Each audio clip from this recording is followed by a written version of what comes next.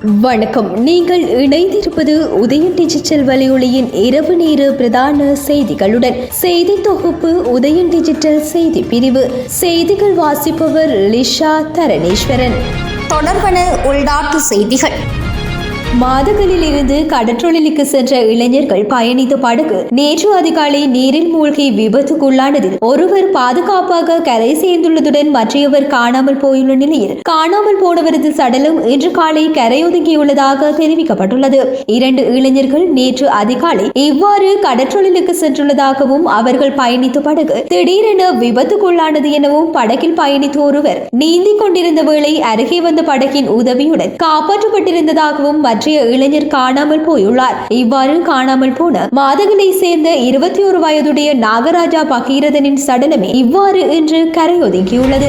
ஜனசது பெரமுனவின் சார்பில் ஜனாதிபதி தேர்தலில் போட்டியிடும் பஜ்ரமுள்ள சீலரத்ன தேரர் இன்று காலை யாழ்ப்பாணம் மத்திய பேருந்து நிலைய பகுதியில் பிரச்சாரத்தில் ஈடுபட்டிருந்தார். இதன்போது ஜனாதிபதி தேர்தலில் போட்டியிடுவதற்கான காரணத்தை விளக்கும் சிங்களம் மற்றும் தமிழ் மொழியிலான துண்டு பிரசுரங்கள் பொதுமக்களுக்கு விநியோகிக்கப்பட்டது. எதிர்வரும் ஜனாதிபதி தேர்தலில் உளவு இயந்திர சின்னத்தில் பத்ரமுள்ள சீலரத்ன தேரர் போட்டியிடுகின்றமை குறிப்பிடத்தக்கது.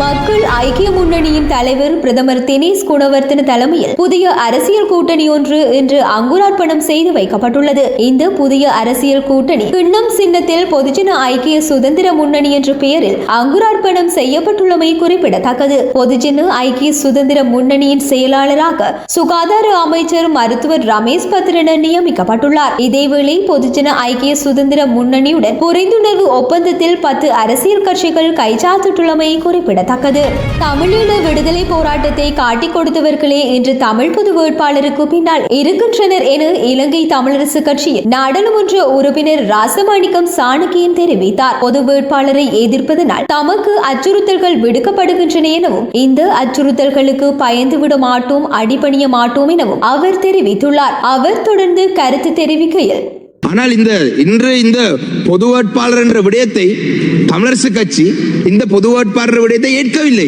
இது நாங்கள் தமிழரசு கட்சி மீண்டும் ஒரு முறை இந்த நாட்டினுடைய எதிர்காலத்துக்காக, இந்த நாட்டிலே தமிழ் மக்களுடைய எதிர்காலத்திலே இந்த நாட்டிலே தமிழ் மக்களுக்கு ஒரு நிரந்தரமான அரசியல் தீர்வு, இந்த பெரும்பான்மை சமூகத்தினுடைய தலைவர்களுக்கு இன்னொரு சந்தர்ப்பத்தை நாங்கள் வழங்கியிருக்கிறோம். இந்த சந்தர்ப்பத்திலேயும் இந்த தலைவர்கள் தமிழ் மக்களை ஏமாற்ற முயற்சித்தார் என்று சொன்னால் அதனைத் தொடர்ந்து தமிழ் மக்கள் எந்த பாதையிலே செல்வார்கள் என்றதை நாங்கள் சொல்ல முடியாது. ஆனால் ஒரு பொறுப்புள்ள ஒரு கட்சியாக தமிழரசு கட்சி இம்முறையும் வெல்லக்கூடிய ஒரு பிரதான வேட்பாளருக்கு நாங்கள் அந்த சந்தர்ப்பத்தை வழங்கியிருக்கிறோம். ஜனாதிபதி தேர்தலுக்கான தபால் மூலமான வாக்களிப்பு நேற்று காலை ஆரம்பமாகி மாலை 4 மணியுடன் முதற்கட்ட வாக்குப்பதிவுகள் நிறைவடைந்துள்ளன. ஒவ்வொரு மாவட்டத்திலும் தேர்தல் கடமைகளில் ஈடுபட்டுள்ள போலீசார் இதன்போது அவர்களது போலீஸ் நிலையத்தில் விசேடமாக அமைக்கப்பட்ட தேர்தல் வாக்களிப்பு நிலையத்தில் தமது தபால் மூலமான வாக்களிப்புகளை பதிவு செய்திருந்தனர். மட்டக்களப்பு, வவுனியா, கிளிநொச்சி மற்றும் யாழ்ப்பாணம் உள்ளிட்ட மேலும் பல மாவட்டங்களில் வாக்குப்பதிவுகள் இடம்பெற்றிருந்தமை அவதானிக்க முடிந்தது. மேலும் களுத்துறை, அனுராதபுரம் ஆகிய போலீஸ் நிலையங்களிலும் கடமையாற்றுகின்ற போலீசார் இதன்போது தமது தபால் மூலமான வாக்குகளை பதிவு செய்திருந்தனர். இதேவேளை ஆசிரியர்களுக்கான அஞ்சல் வாக்களிப்பு 2ஆம் நாள் வாக்குப்பதிவுகள் யாழ்ப்பாணம் வட்டுக்கோட்டை இந்து கல்லூரியில் அமைக்கப்பெற்றுள்ள வாக்களிப்பு நிலையத்தில் இன்று இடம்பெற்றது. தேர்தல்கள் தொடர்பில் சமூக ஊடகங்களில் இடம்பெறும் மீறல்களை கையாள்வது குறித்து போலீஸ் நிலையங்களுக்கு வழிகாட்டுதல்கள் வழங்கப்பட்டுள்ளதாக தகவல்கள் வெளியாகியுள்ளன. ஜனாதிபதி தேர்தல் 21ஆம் தேதி இடம்பெறவுள்ள நிலையில் பிரச்சாரங்களின் பிரதான தளமாக சமூக ஊடகங்கள் மாறியுள்ளன. வேட்பாளர்களை இலக்கு வைத்து விமர்சனங்கள், குற்றச்சாட்டுகளை முன்வைப்பதற்கும் சமூக ஊடகங்கள் பயன்படுத்தப்படுவதை அவதானிக்க முடிகின்றது.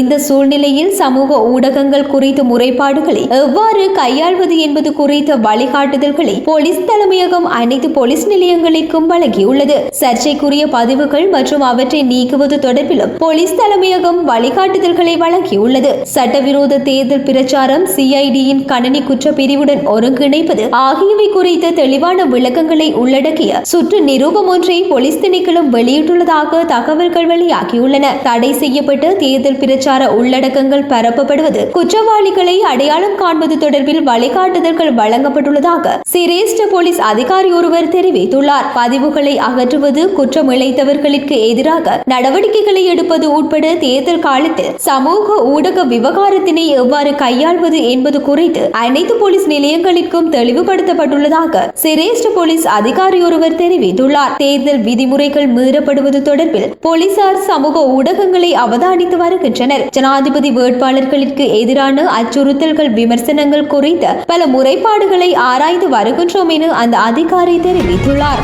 தொடர்பான இந்திய செய்திகள். கொல்கத்தாவில் பெண் மருத்துவர் கொலை செய்யப்பட்ட சம்பவம் தொடர்பில் நாடளாவிய ரீதியில் பல போராட்டங்கள் முன்னெடுக்கப்பட்டு வருகின்றன. இக்கொலை தொடர்பில் சஞ்சய் ராய் கைது செய்யப்பட்டு தொடர்ந்தும் விசாரணைகள் நடைபெற்று வருகின்ற நிலையில் உயிரிழந்த பெண்ணுக்கு நீதி கிடைக்க வேண்டும் எனவும், பெண்களை பாலியல் வன்புணர்வு செய்து கொலை செய்பவர்களுக்கு தகுந்த தண்டனை அளிக்க வேண்டும் எனவும் போராட்டங்கள் நடைபெற்று வருகின்றன. அதன்படி ஆர்ஜே கர் மருத்துவமனையில் மெழுகுவர்த்தி ஏற்றி வைத்து போராடி நீதி வேண்டும் என்ற வாசகத்தை மெழுகுவர்த்திகளால் அடுக்கி வைத்து கோஷம் எழுப்பியிருந்தனர். அதேபோல் கொல்கத்தா ஆளுநர் மாளிகையிலும் மின் விளக்குகள் அனைத்தும் அணைக்கப்பட்டு மெழுகுவர்த்திகள் ஏற்றப்பட்டன. இதற்கு ஆதரவு தெரிவிக்கும் வகையில் மேற்கு வங்க மாநில ஆளுநர் CV ஆனந்த் போசி மெழுகுவர்த்தி ஏற்றி வைத்திருந்தமை குறிப்பிடத்தக்கது. இந்தியாவின் கர்நாடகாவில் டெங்கு காய்ச்சலை தொற்று நோயாக அறிவித்துள்ளது. அதன்படி கர்நாடக மாநிலத்தில் கடந்த 2 மாதங்களாக டெங்கு காய்ச்சல் பாதிப்பு நாளுக்கு நாள் அதிகரித்து வருகின்றது என்றும், அங்கு 25,589 பேருக்கு டெங்கு பாதிப்பு ஏற்பட்டுள்ளதாகவும் சுகாதாரத்துறை தெரிவித்துள்ளது. மேலும் வீடுகளில் சுகாதாரத்தை பேணாதவர்களிடம் அபராதம் விதிக்கும் வகையில் கர்நாடக தொற்று நோய் தடுப்பு சட்டம் திருத்தம் செய்யப்பட்டுள்ளதாகவும் தெரிவிக்கப்பட்டுள்ளமை சுட்டிக்காட்டத்தக்கது. தொடர்பான உலக செய்திகள்.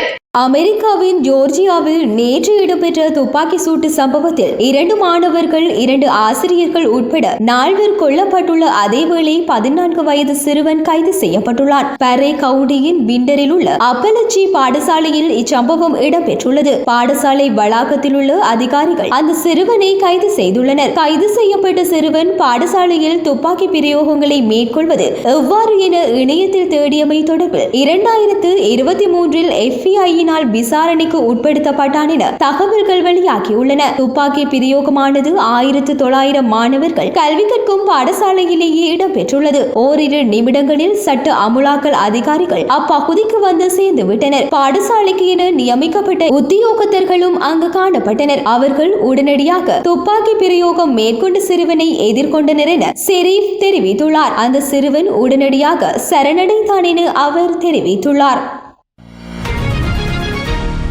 ரஷ்யாவுடன் 30 மாதங்களாக நடைபெறும் போருக்கு இடையே உக்ரைனில் ஏற்பட்டுள்ள மிகப்பெரிய அமைச்சரவை மாற்றத்தின் ஒரு பகுதியாக அந்நாட்டு வெளியுறவு அமைச்சர் டிமிட்ரோ குலோபா நேற்று தனது பதவியில் இருந்து விலகியுள்ளார். ஏற்கனவே 5 அமைச்சர்கள் நேற்று முன்தினம் செவ்வாய்க்கிழமை பதவி விலகிய நிலையில் மேலும் பல அமைச்சர்கள் விலகுவதும் புதியவர்கள் நியமிக்கப்படுவதும் இனிவரும் நாள்களில் இடம்பெறும் என்று ஜனாதிபதி செலன்ஸ்கியின் உதவியாளர் தெரிவித்துள்ளார். அதற்கான காரணமாக குளிர்காலத்தை எதிர்கொள்ள அரசாங்கம் மாற்றியமைக்கப்படுவதாக விளக்கியிருந்தார். குலேபாவின் பதவி விலகல் கடிதம் நாடாளுமன்ற நாயகர் ருஸ்லான் ஸ்டவ்பான்ஷுக் என்பவரின் Facebook பக்கத்தில் பதிவேற்றப்பட்டது. இதேவேளை நாடாளுமன்றம் விரைவில் பதவி விலகல்கள் குறித்து விவாதிக்கும் என்றும் நாடாளுமன்ற நாயகர் கூறியுள்ளார். மேலும் ரஷ்ய உக்ரைன் போரின் இக்கட்டான கட்டத்தில் வரவிருக்கும் இந்த அமைச்சரவை மாற்றங்கள் நாட்டை வலுப்படுத்தி எதிர்பார்க்கும் தீர்வுகளை அடைய தேவையானது என்றும் செலன்ஸ்கி தெரிவித்துள்ளமை சுட்டிக்காட்டத்தக்கது. தொடர்பான விளையாட்டு செய்திகள். பங்களாதேஷிற்கு எதிரான டெஸ்ட் தொடரில் பங்கேற்கும் இந்திய அணி விரைவில் அறிவிக்கப்பட உள்ளதாக இந்திய கிரிக்கெட் சபை அறிவித்துள்ளது. அதன்படி இந்தியா வரவுள்ள பங்களாதேஷ் அணி 2 டெஸ்ட் மற்றும் 3 T20 போட்டிகள் கொண்ட தொடரில் பங்கேற்க உள்ளது. முதல் டெஸ்ட் போட்டி சென்னையில் எதிர்வரும் 19 தொடக்கம் 23 வரை நடைபெற உள்ளது. இரண்டாவது டெஸ்ட் போட்டி கான்பூரில் 27ஆம் தேதி முதல் அக்டோபர் 1ஆம் தேதி வரை நடைபெற உள்ளது. இதேவேளை T20 போட்டி ஐதராபாத்தில் எதிர்வரும் அக்டோபர் 12ஆம் தேதி இடம்பெற உள்ளதாகவும் தெரிவிக்கப்பட்டுள்ளது. 2003ஆம் ஆண்டுக்கு பின்னர் முதல் முறையாக பாலன் டி ஓர் விருதுக்காக பரிந்துரைக்கப்பட்ட வீரர்கள் பட்டியலில் லியோனல் மெஸ்ஸி மற்றும் கிறிஸ்டியானோ ரொனால்டோ இடம் பிடிக்கவில்லை என தெரிவிக்கப்பட்டுள்ளது. நேற்று வெளியிடப்பட்ட விருதுக்கான பட்டியலில் 30 வீரர்கள் இடம்பெற்றுள்ள நிலையில் இவர்களின் பெயர்கள் இடம்பெறவில்லை என தெரிவிக்கப்பட்டுள்ளது. கடந்த 2023 மெஸ்ஸி தனது கடைசி வெற்றியின் மூலம் 8 முறை இந்த விருதையும் ரொனால்டோ 5 முறை குறித்த விருதையும் வென்றுள்ளார். தற்போது அல் நாசருடன் சவுதி ப்ரோ லீக்கில் விளையாடி வரும் போர்த்துகல் சூப்பர் ஸ்டார் ரொனால்டோ 2004 முதல் 2022 வரை தொடர்ச்சியாக பாலோன் டி ஓர் பட்டியலில் இடம் பிடித்துள்ளதாகவும் மெஸ்ஸி 2006ஆம் ஆண்டில் விருதுக்கான தனது முதல் பரிந்துரையை பெற்றிருந்தார். நேற்று வெளியிட்ட 30 பேர் கொண்ட இறுதி பட்டியலில் ஜூட் பெல்கிங்ஹாம், ஹைலியன் எம்பாப்பே, டோனி குரூக்ஸ் மற்றும் வினிசியஸ் ஜூனியர் ஆகிய வீரர்கள் இடம் பிடித்துள்ளமை குறிப்பிடத்தக்கது. இத்துடன் உதயம் டிஜிட்டல் வலையொலியின் இரவு நேர பிரதான செய்திகள் நிறைவடைகின்றன. தொடர்ந்தும் நாளை காலை நேர செய்திகளுடன் இணைந்திருக்கலாம். வணக்கம்.